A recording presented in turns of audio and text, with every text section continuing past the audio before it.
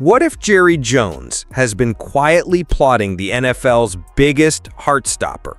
A move so brazen it could flip the whole league upside down. Imagine a billionaire with a legend to protect, whispering in steakhouse booths, sketching empire blueprints on napkins, and treating quarterbacks like collectible art.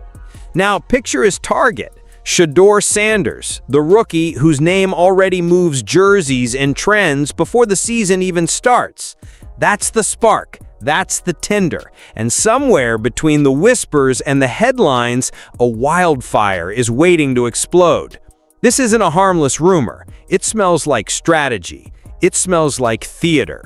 Jerry doesn't do small plans. He does finales. He's the man who turns stadiums into stages and press conferences into curtain calls.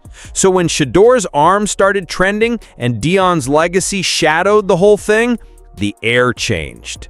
Quiet meetings became louder. Hints became narratives. And suddenly, the Browns' locker room isn't just a team room, it's a battleground for reputation, money, and immortality. Here's the part that hooks you.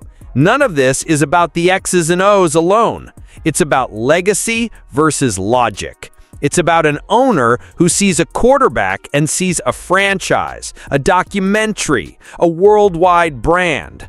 It's about a rookie who only wanted to play being painted into the center of a billionaire's last great masterpiece.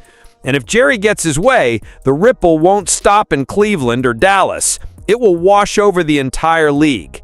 If you want to follow the smoke trail from secret dinners to scandal headlines, you're in the right place.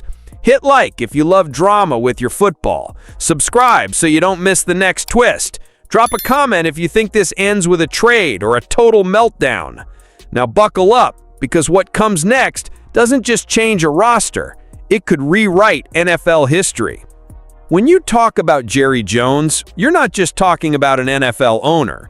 You're talking about a man who treats football like a Hollywood production and himself like the director, producer, and star rolled into one. To Jerry, the Cowboys aren't just a team, they're his empire, his billion-dollar stage, his personal reality show with 100 million weekly viewers. Think back to the Herschel Walker trade, one of the boldest, wildest moves in league history.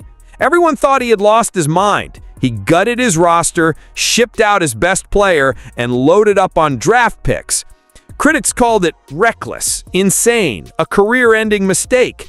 And then that gamble built the dynasty that defined the 90s Cowboys. 3 rings later, Jerry was proven right, and he's been chasing that same high ever since. This is the same man who poured over $1 billion into building AT&T Stadium, a place that looks less like a football field and more like a futuristic cathedral. He didn't just build a stadium, he built a monument to himself. Every spotlight, every camera angle, every halftime show, all of it feels like it's there to serve Jerry's legacy as much as it serves the game. And here's the thing about Jerry. He doesn't just thrive on chaos, he creates it. If the NFL is a circus, Jerry's the ringleader in the 10-gallon hat. He'll pick fights with his own coaches, call out players mid-season, and hijack press conferences just to keep the Cowboys' name buzzing in every headline. Love him or hate him, you cannot ignore him, and that's exactly how he likes it. But here's where it gets interesting. For all the money, all the headlines, and all the theatrics, Jerry knows one thing is slipping through his fingertips: time. The man's chasing more than just wins. He's chasing immortality. And what better way to lock down your legacy than to pull off the most outrageous, jaw-dropping quarterback heist the league has ever seen? Because as wild as Jerry's past has been, his next act might make all of it look tame. Before Jerry Jones ever started whispering about Shedeur Sanders, the kid had already lit college football on fire. At Colorado, he wasn't just playing quarterback, he was rewriting highlight reels every Saturday. Calm in the pocket, deadly accurate, throwing lasers like he had cheat codes built into his arm. But it wasn't just the numbers that made people lean forward. It was the swagger, The calm smile in pressure moments, the way he carried himself like he'd been here before, like the game was already his. Fans who had given up on believing suddenly found a reason to hope again. In Cleveland, a city that's been haunted by broken quarterbacks and draft busts, Shedeur felt like a miracle. He stepped onto the field and played like the spotlight wasn't heavy at all. For the first time in decades, the dog pound looked around and thought, wait, did we actually find our guy? And it wasn't just the fans. The cameras loved him. Broadcasters couldn't get enough of the storyline. His name trended on Twitter every Saturday. His highlights went viral on TikTok before the game was even over. And his jersey sales shot through the roof the moment he was drafted. Shedeur wasn't just a quarterback. He was a brand, a story, the kind of rare player who makes a struggling franchise believe they're sitting on a gold mine. But here's the thing. When you shine that bright, you don't just attract fans, you attract predators. And no predator circles the football world more relentlessly than Jerry Jones.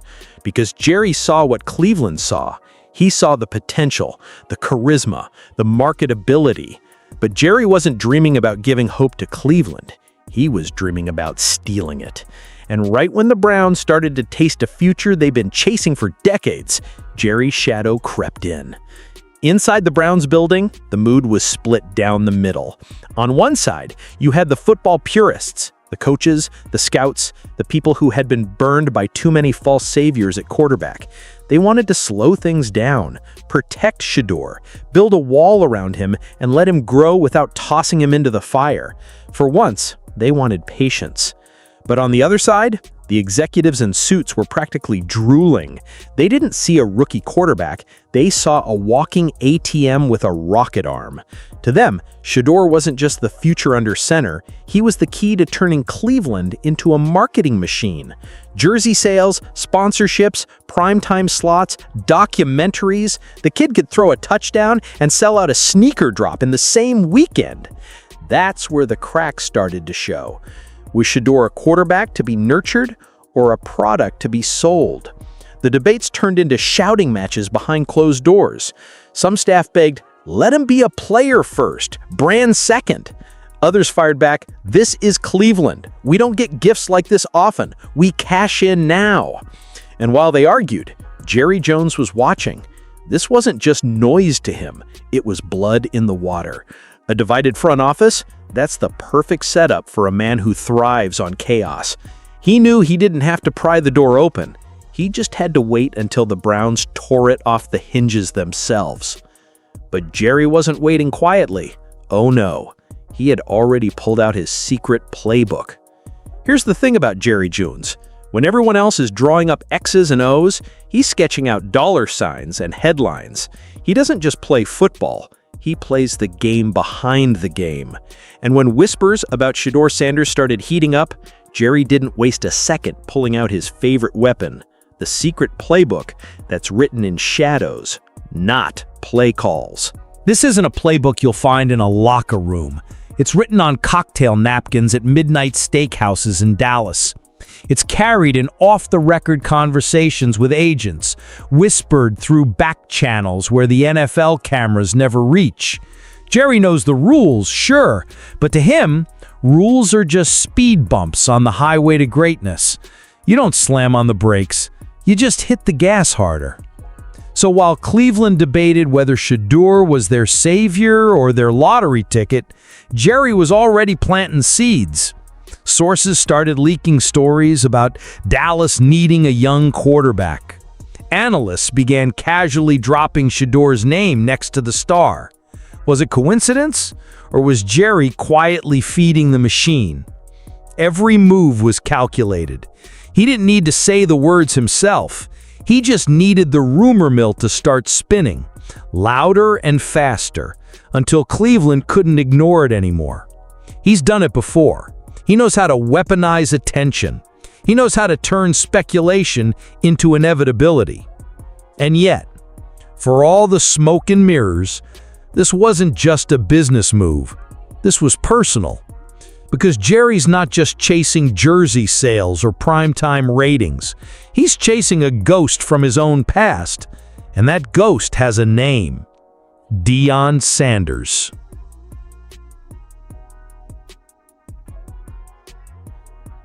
Just when the whispers couldn't get any louder, Jerry pulled the oldest trick in his book. Call an old friend. And not just any friend, prime time himself. Shedeur Sanders isn't just an NFL legend, he's Cowboys royalty. He was the swagger, the electricity, the man who turned Sunday football into primetime television back in the 90s. Jerry and Deion go way back, tied together by championships, glitz, and a shared love for the spotlight. So, when Deion's son, Shedeur, suddenly became the hottest name in football, you think Jerry could resist? Not a chance. It was like destiny knocking on his billion-dollar sweet door. The thought of linking the Cowboys brand to the Sanders bloodline was too juicy to ignore. To Jerry, it wasn't just a trade, it was a sequel. A continuation of the primetime saga, this time with a new face, fresh legs, and a rocket arm. And here's where the speculation hits a fever pitch. Rumors started swirling that Jerry and Deion had been seen dining together. Anonymous sources whispered about phone calls, subtle suggestions, little nudges in conversation. Nothing concrete, nothing you could take to court, but enough smoke to make everyone wonder if a fire was already burning. For Jerry, this wasn't just about finding a quarterback. It was about rewriting the Cowboys' story with the same man who once made Dallas larger than life. Except now, the prize wasn't Deion himself. It was his son, a prodigy who could carry the torch and Jerry's empire into the future. But here's the danger.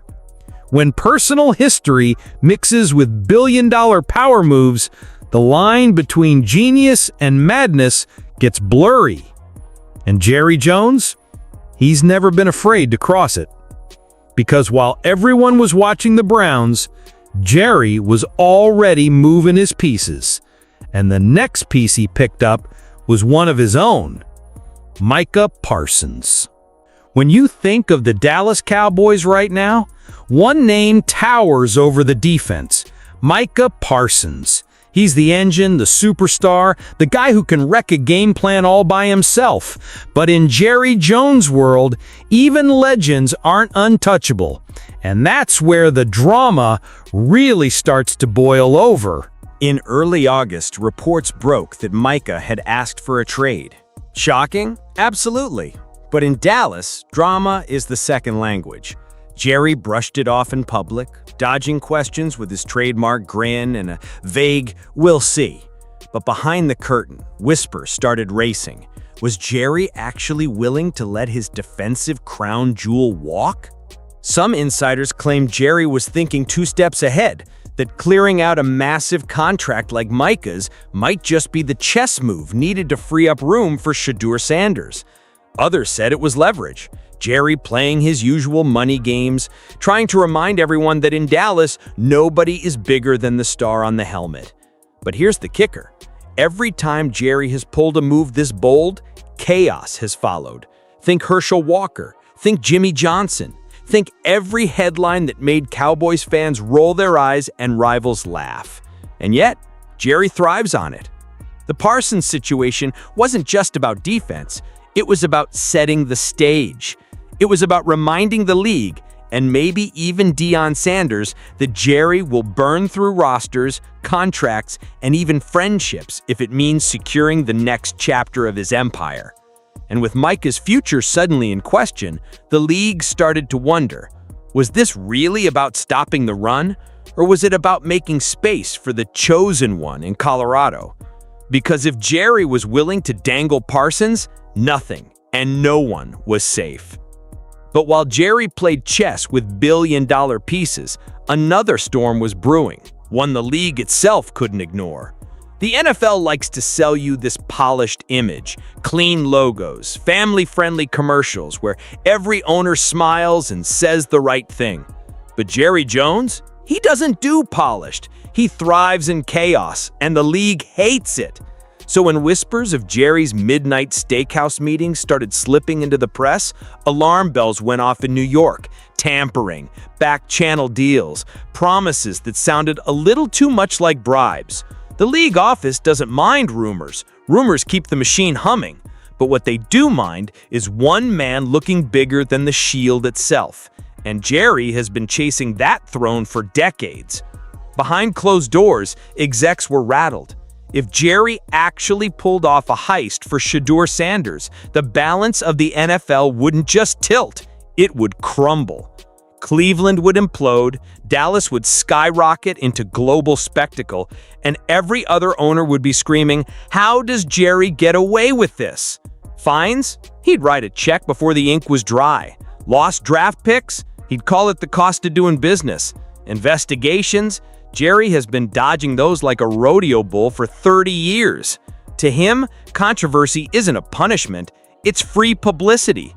Every headline with his name in bold is another victory. But here's the part nobody can ignore. In Jerry's pursuit of control, the league isn't the one on the line.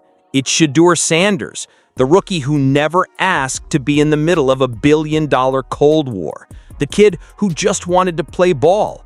And as the NFL tightened its grip, as whispers turned into full-blown speculation, one thing became clear. The storm wasn't just about to hit, it was already here. Because at the very center of all this noise sat Shedeur, calm on the outside, but standing in the eye of Jerry's hurricane. For Shedeur Sanders, all of this noise was supposed to be background static. He didn't ask for billion-dollar schemes, legacy battles, or whispers of tampering. All he wanted was the ball in his hands, the game on the line, and a chance to prove that he was more than just Dion's son. But in the NFL, talent doesn't live in a vacuum. The brighter you shine, the more shadows you cast, and Shedeur's glow was blinding. Every pass he threw in Cleveland wasn't just a stat, it was a headline. Every touchdown wasn't just 6 points, it was another notch in Jerry Jones's obsession. And that's the cruel twist. No matter how well Shedeur played, no matter how calm he looked under pressure, the story was never just about him. It was about what he represented. The bridge between Primetime's glory days and Jerry's desperate dream of immortality. Imagine walking into practice knowing you're not just a rookie quarterback. You're the center of a storm threatening to swallow 2 entire franchises. One bad throw, and the Dallas media will chew you alive. One good game, and the rumors will roar louder than ever. Even his teammates in Cleveland could feel it. Half of them looked at him as their future. The other half looked at him as trade bait, a golden ticket to cash in before Jerry came knocking. And through it all, Shedeur kept his head down. He smiled, he worked, he threw those rockets like nothing could touch him. But make no mistake, the weight was real. You could see it in the quiet moments on the sideline, when the cameras caught him staring off, like he knew he was carrying not just a team, but the ambitions of his father, the dreams of a cursed city, and the schemes of a billionaire who never plays fair. It wasn't just football anymore. It was a storm, part Shakespearean tragedy, part reality show, part high-stakes poker game with Jerry Jones sitting at the head of the table, grinning. And as that storm gathered strength, the question wasn't whether Shedeur could survive the pressure on the field. It was whether he could survive Jerry's obsession off of it. So here we are, a billionaire chasing ghosts, a rookie chasing respect, and 2 franchises caught in the middle of a storm that feels bigger than football. Jerry Jones isn't just thinking about next season's wins. He's thinking about his name carved into NFL history, about going out not as an owner, but as a legend who bent the entire league to his will. Cleveland, meanwhile, stands on the edge of a cliff. Do they lock arms around Shedeur Sanders and finally try to build the future they've been waiting on for decades? Or do they cash out, sell the dream to Jerry, and risk being remembered as the team that handed away hope for quick money? And then there's Shedeur himself. the kid with ice in his veins and the heaviest shadow in football looming over him. He didn't choose this circus, but now he's the main act, whether he likes it or not. To Jerry, he's not just a quarterback, he's the keystone to an empire. To Cleveland fans, he's the miracle they've been begging for. And to the NFL, he's a ticking bomb wrapped in jersey sales and primetime ratings. This isn't just about a trade rumor. This is about legacy, power, and the thin line between genius and madness. And if Jerry Jones really makes this move, if Shedeur Sanders ever walks into AT&T Stadium wearing that silver star, the question won't be if history remembers Jerry. The question will be, does it remember him as the mastermind who outsmarted everyone, or the emperor who turned America's team into America's biggest circus? What do you think?